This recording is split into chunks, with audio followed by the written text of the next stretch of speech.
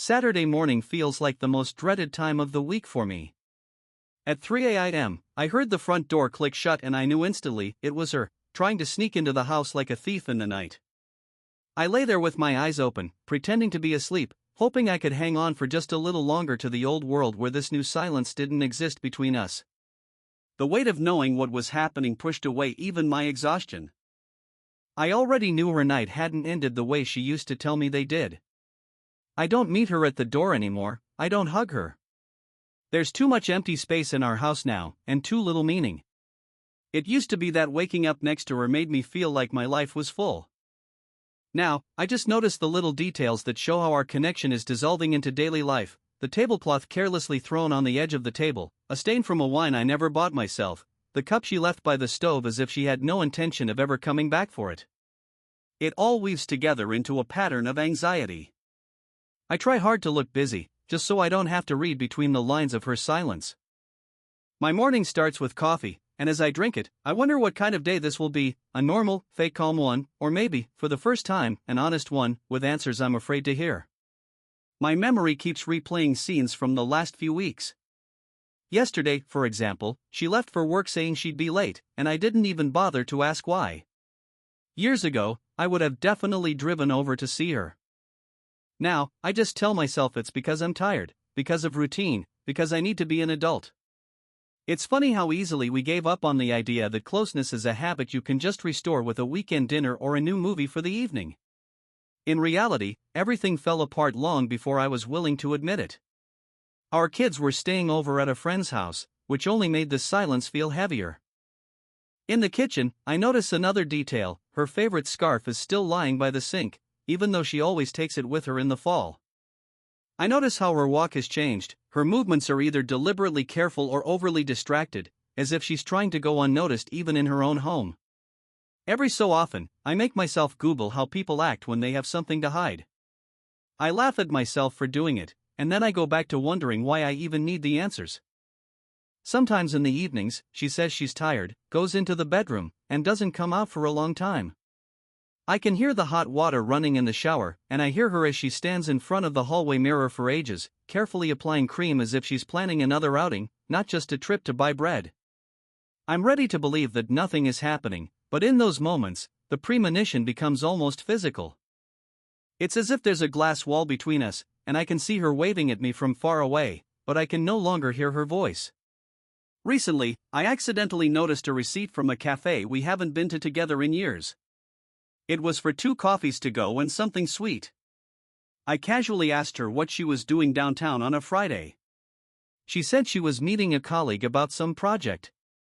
I clung to that explanation and didn't ask for more details, because I knew that if I started digging now, I'd have to hear something I wasn't ready to accept.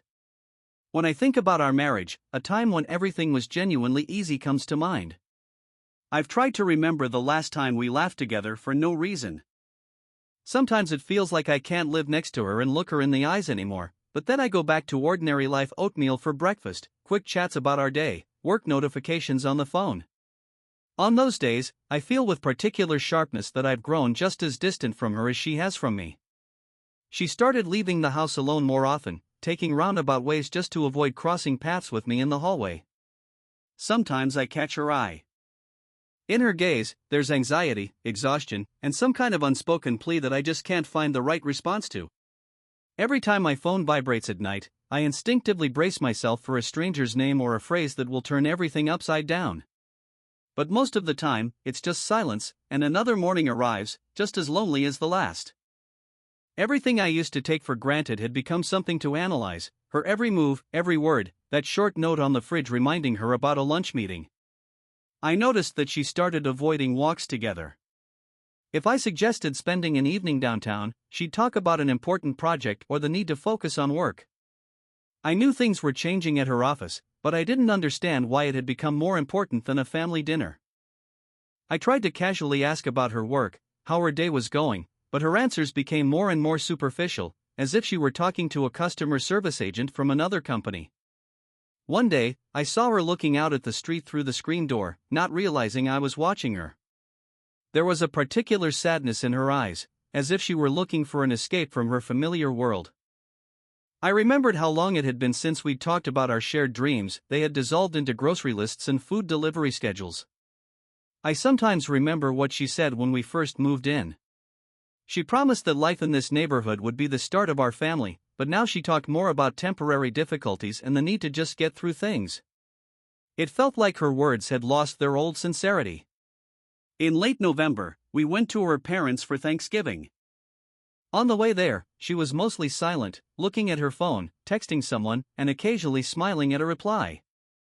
I made a point not to ask who she was texting. I understood that any intrusion would look like an attempt to control her, and she valued her freedom now more than ever. At the holiday table, she talked about new tasks at work, absently twirling her wine glass, skipping over the details of our old life that only remained in her parents' conversations. I noticed how my mother looked at me carefully when my wife tried to avoid discussing our plans for the winter. I didn't want to get into details, but a feeling was growing inside me that I was becoming a spectator to someone else's life. That evening, after we got home, I stood by the window, trying to figure out how to bring back the lightness that once existed between us. It seemed that just one honest conversation would be enough to put everything back in its place, but our talks always got sidetracked by little things, as if each of us was afraid to say what was really on our minds. She said she was tired, that she wanted some peace and quiet, and asked me not to ask her any more questions after work. I said I understood, though deep down it was clear. The only thing I understood was that everything was changing too fast. The scenes of our daily life became more and more alien. On Saturdays, she would take long showers, then stay behind a closed door, scrolling through her phone as if studying a map of a new city she was planning to move to alone. Sometimes she'd leave notes on the fridge asking me to buy something, and then forget about it for a week. The thought crossed my mind that all these little things weren't random, that cracks had formed between us a long time ago, but neither of us wanted to see them right away. The weeks dragged on: work, occasional visits from guests, short discussions about summer plans. I noticed she started washing her makeup off right after work. She used to love stopping by the mirror and saying she felt beautiful. Now she said she preferred to be natural. I was looking for signs, moments when it all could have gone wrong, but it was becoming clear that with each passing day, we were drifting further apart. I wondered if I should have turned the silence into a conversation sooner, and the coldness into an embrace. In January, I got an invitation from an old friend to meet for lunch. At the table, he told me about his own struggles and casually asked about our family. For the first time in a long while, I admitted to someone that the trust between my wife and me was gone. He said it happens to everyone, that a midlife crisis isn't a painful endpoint but a reason to re-evaluate yourself. I listened, nodding, knowing that his support was important, though deep down I was afraid that our situation had gone far beyond simple boredom. That same evening, I watched my wife reading some news, mechanically scrolling through photos on her phone but not stopping on any of them, as if not a single memory brought her joy. I thought that if someone told me a story like this, about a spouse who one day became a stranger, I would have criticized him for his cowardice, for his inability to fight for the people he loved. And now I felt just like that man, lost, knowing that it's better not to ask, so you don't find out something you can't live with. At some point, it started to seem like a breakup was the only honest path forward, but the fear of the ordinary, the fear of loneliness, made me endure it. I started staying late at work more often, blaming it on urgent projects at the office, when really I was just trying not to come home until late in the evening. Sometimes I'd get there when she was already almost asleep, and in the morning, we'd exchange dry greetings, like neighbors who happened to meet at the entrance. Spring came, and surrounded by the blooming nature, I felt my energy drain away. A new hardness appeared in her voice, sometimes even a harshness. At times, she would say things that seemed designed to make me back off and give her even more space. I tried to spark her interest, suggesting we take a vacation together, but I noticed that the harder I tried, the further she pulled away. During this period, there was a distinct feeling that a third person was present with us, not physically, but emotionally, weaving into our daily lives, unseen and destructive. I started to notice how she began to wear her hair differently, choose new colors for her clothes, and introduce unfamiliar rituals into her morning rush. It all looked normal enough, but with each new detail, it became clear, this was no longer the person with whom I had once dreamed of a life together. I had to convince myself that change is normal, but my anxiety told me otherwise. One day, while looking through old family photos, I realized that in the most recent pictures, our eyes met far less often than they used to. A polite distance remained between us, one that neither jokes nor shared plans could bridge. I stopped trying to prove to myself that everything would work out on its own and started living by new rules, where every day was an attempt not to feel pain, but to simply be a spectator in my own life. In these thoughts, I searched for any reason to believe that the changes were reversible. Sometimes it seemed that all we needed to do was start over, to talk not about daily problems, but about why she had started spending so much time alone. But the fear of losing even the appearance of a family made me retreat. I learned that despair doesn't have a single cause, it grows on the little things, on unspoken words and unread messages, on the habit of not asking so as not to hear the truth. When suspicion appears out of nowhere, you want to find confirmation immediately. I started paying attention to things that seemed insignificant before, like a new book in her bag that I hadn't seen among our purchases, or a chat window she would close faster than usual if I walked past her desk. My gut told me that the main twist was hidden somewhere in there, but my mind demanded that I not jump to conclusions. I found myself thinking more and more about my friend's advice on trust, his suggestion to learn to let go of control. It was becoming clear that this advice was meant for people who didn't feel the foundation of their daily life crumbling beneath them. One day in early March, after a long day at work, I came home to an unfamiliar scene. My wife wasn't just silent, she seemed to be dissolving into the room, staring at her phone screen with a persistent thoughtfulness. I asked her about her plans for the weekend. She replied that she was going to meet with colleagues and asked me not to wait up for her before evening. I nodded, but anxiety was starting to build inside me. We used to always plan our weekends together, making a list of things to do for the two of us. The absence of shared activities made everything feel even colder. The next day, I noticed a new page in her daily planner where a complex schedule of activities, unrelated to our home, was drawn out. I tried to remember her stories about work, to figure out which colleagues she had been interacting with so closely in recent weeks. The names weren't familiar, and my attention to detail was becoming almost pathological. I started checking her social media rarely, out of a sense of inner turmoil, even though I knew that even the most obvious clues don't always bring relief, but more often, new pain. A couple of days later, I heard her talking on the phone in the bathroom, trying to speak quieter than usual. It was impossible to hear, but I felt a dull irritation building up inside me.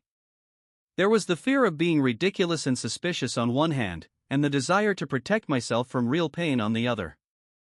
I began to wonder if my own growing weariness with communication, my tendency to let her stories go in one ear and out the other, and my becoming more withdrawn and formal had played a role in this. In the middle of the week, our neighbor stopped by. He had noticed for a while that there was a special, carefully disguised distance between us. We talked a little about the weather, about new local regulations, and when he left, my wife said that his wife had once gone through something similar, and now they live separately. A wave of denial washed over me. I didn't want to think about those possibilities anymore. I just wanted to forget about everything by the end of the day. On Friday evening, I stayed late at work and came home later than usual. The house was empty, the kids were staying with friends, and my wife had messaged that she had left for a project meeting and might be late. I turned on the light in the kitchen and put away the groceries to distract myself, but the feeling that everything in this space had become alien was growing. I looked through old emails. One of them was from her, dated last summer. In it, she thanked me for my patience and spoke of her hope to change something. Now, that hope seemed so distant, as if it had changed forever. In the following days, I hardly ever went into her bedroom, so as not to give her a reason to think I was checking up on her. She started locking the door more often and putting her phone on silent mode, even at night. I caught myself thinking that it was better to stay silent than to start a confrontation, because behind those attempts lay desperation and weakness. My efforts to bring back the warmth gradually turned into mechanical gestures of care, buying flowers, inviting her to a restaurant, a surprise trip to the park on the weekend. She would thank me, but she looked right through me, as if her thoughts were in other worlds. One evening, while walking around our neighborhood, I suddenly realized that I couldn't remember the last time we had discussed anything important, our dreams, our fears, our plans for the future.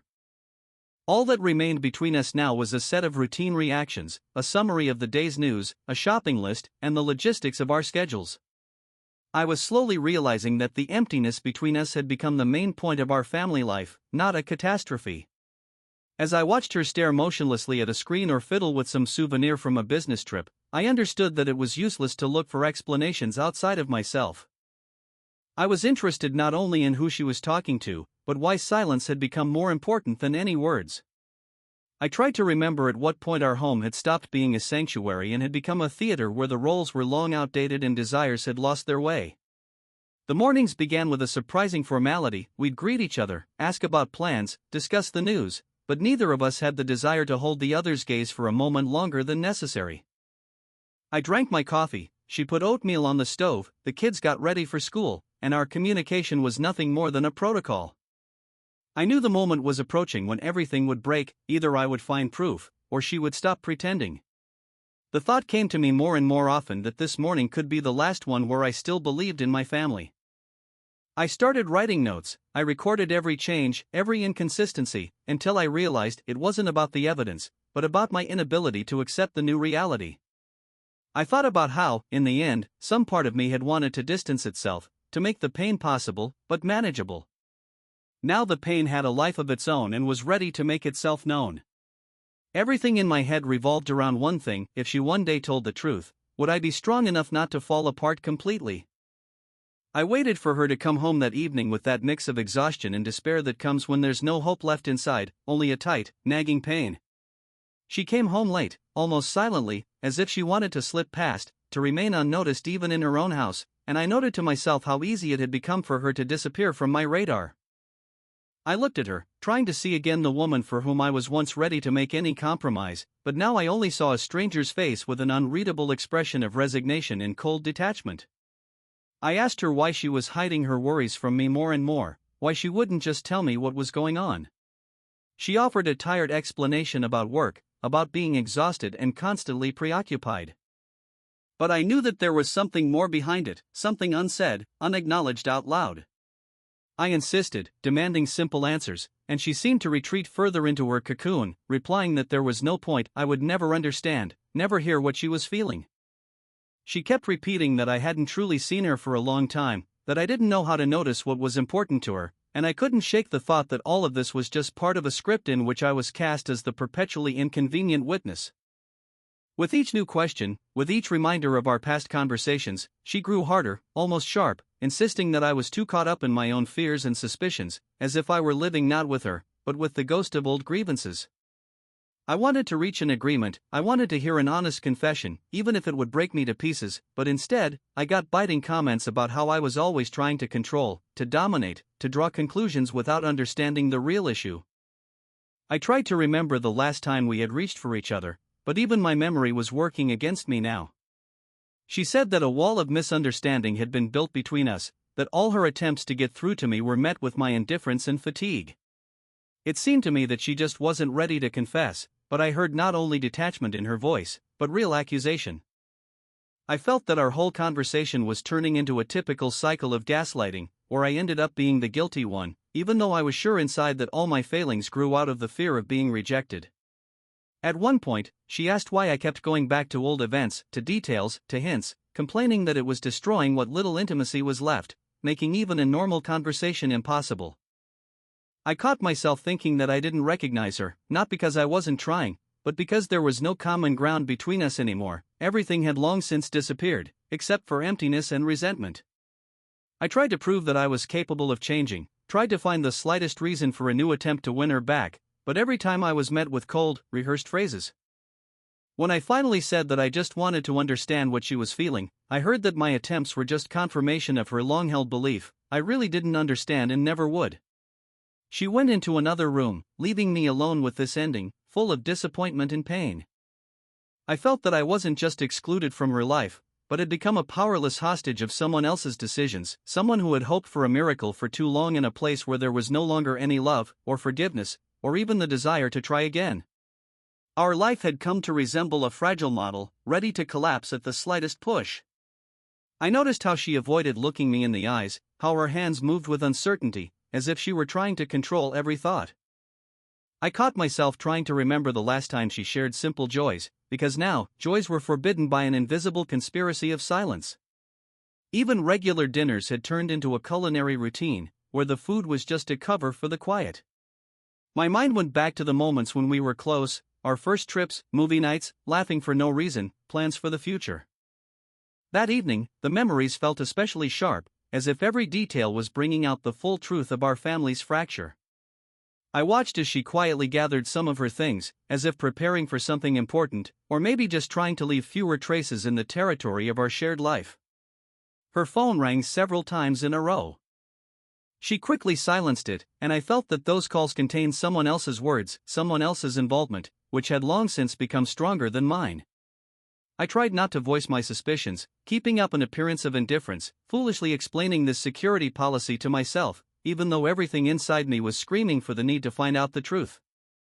I watched as a closed-off territory grew between us, where each person was responsible only for themselves, and none of our old shared habits could save us from loneliness. That night became a trial. I tried to sleep, but my thoughts only left me for a few minutes at a time. Frightening changes, scenes from the past, and hypothetical future conversations appeared in my head. Every time she moved on her side of the bed, I saw how carefully she avoided even accidental contact, as if an impassable wall had grown between us. In the morning, I felt my breathing had become heavy.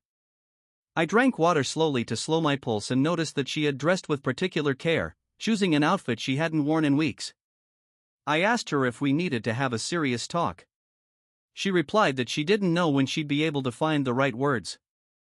I saw that she was holding a small box that used to be kept in the closet among holiday decorations. I understood, today was the day when everything would change.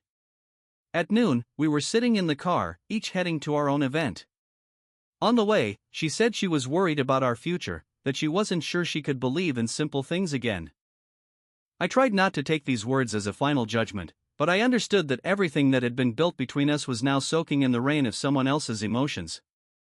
I caught myself thinking that the decision had been made a long time ago, even before the words, even before that night when I first felt I was losing not only trust, but myself. In the evening, she didn't come home for a long time.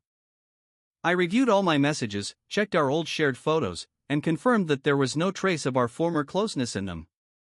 I asked myself the main question: would I stay in this house if everything fell apart, or would I leave just as quietly as she leaves every evening? The answer was close, and it held more pain than liberation. I was already living at the crossroads of someone else's life, with no right to turn back. At the very moment I saw the confession in her eyes, I understood that the catastrophe had happened without thunder or screams.